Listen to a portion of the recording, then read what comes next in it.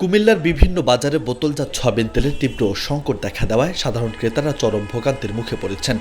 ডিলারদের সরবরাহ সংকট এবং শর্তাধীন বিক্রির কারণে দোকানদাররা খোলা সয়াবিন তেল বিক্রির দিকে ঝুঁকছেন। ফলে তেলের দাম 168 টাকা থেকে পৌঁছেছে 190 টাকায়, যা বোতলজাত তেলের তুলনায় অনেক বেশি। ক্রেতাদের অভিযোগ, কিছু অসাধু ব্যবসায়ী বোতলজাত তেল কেটে ড্রামে ভরে খোলা তেলের দামে বিক্রি করছেন। এছাড়া অসাধু ব্যবসায়ীরা বোতলজাত তেল গোডাউনে স্টক করে রাখায় নির্ধারিত মূল্যের চেয়ে অনেক বেশি দামে কিনতে হচ্ছে ভোক্তাদের। সব জিনিসের দাম বাড়তি, সব পেঁয়াজ 60 টাকা, 65 টাকা, পেঁয়াজ বেছে 100 টাকা।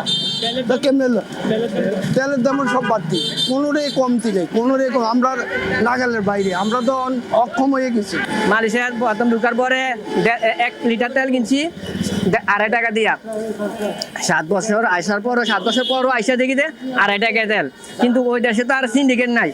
সিন্ডিকেট না থাকার কারণে যে দাম আছে ওই দামে তেল পাইতেছে মালয়েশিয়ানরা। কিন্তু আমরা বাংলাদেশে 120 টাকা 150 টাকা দেখে গেছি, 200 টাকার উপরে তেল এই 6 বছর 7 বছরের মধ্যে।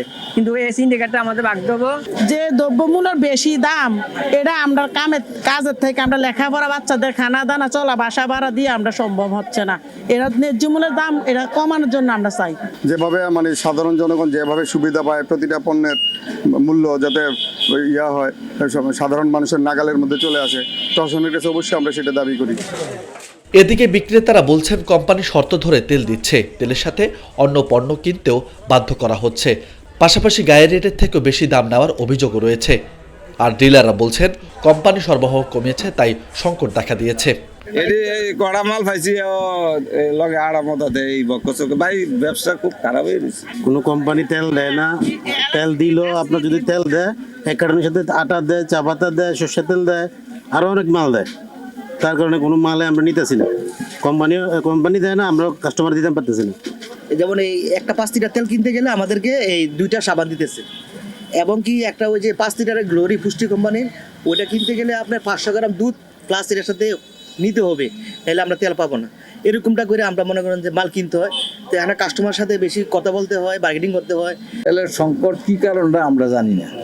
আমরা জানি আমাদেরকে কোম্পানি তেল দেয় না, এতটুকু জানি। কিরে দেয় না এও জানি না, আর কোনো প্রোড নাই। আর যেটা আপনি কইতেছেন যে আদার প্রোডাক্ট, তেল নিলে মানুষ আদার প্রোডাক্টও দিতে চায়, কিন্তু তেলই তো দেয় না, আদার প্রোডাক্ট প্রশ্নই আই না। কোম্পানিরা তীর কোম্পানি আছে, পুষ্টি কোম্পানি আছে, তারপর আপনার রূপচন্দা কোম্পানি আছে। তার মার্কেটটা বোধ হয় শর্ট, কারণ লুজ তেলের দামটা একটু বেশি, আর আপনার ওই প্যাকেজিং তেলটা একটু রেট কম ছিল। এখন আবার বর্তমানে আবার সমান সমান দেখা গেছে, লিটারের কেজিতে যাইয়ে আমরা সেমই পড়ে। এ বিষয়ে ভোক্তা অধিকার সংরক্ষণ অধিদপ্তরের উপপরিচালক মোহাম্মদ আসাদুল ইসলাম জানিয়েছেন, তেলের ব্যাপারে বাজার মনিটরিং করে প্রয়োজনীয় ব্যবস্থা নেওয়া হচ্ছে। আমাদের প্রতিদিন অভিযান চলছে। আমি যদি টাস্কফোর্সের হিসাব বলি, আমরা ইতোমধ্যে এই মাসে অলরেডি আমরা 9টি টাস্কফোর্সের অভিযান করেছি। 9 দিনে 9টি অভিযান হয়েছে, এবং ভোক্তা অধিকার অভিযান হয়েছে আরও 9টি, অর্থাৎ 18টি অভিযান ইতোমধ্যে এই মাসে পরিচালিত হয়েছে, এবং আমরা প্রতিদিন অভিযান অব্যাহত রেখেছি। এবং আমরা ইতিমধ্যে জানতে পেরেছি যে বাজারের ভোজ্য তেলের একটা সংকট রয়েছে। আমরা এই জায়গাটাও ইন্টারফেয়ার করবার চেষ্টা করছি।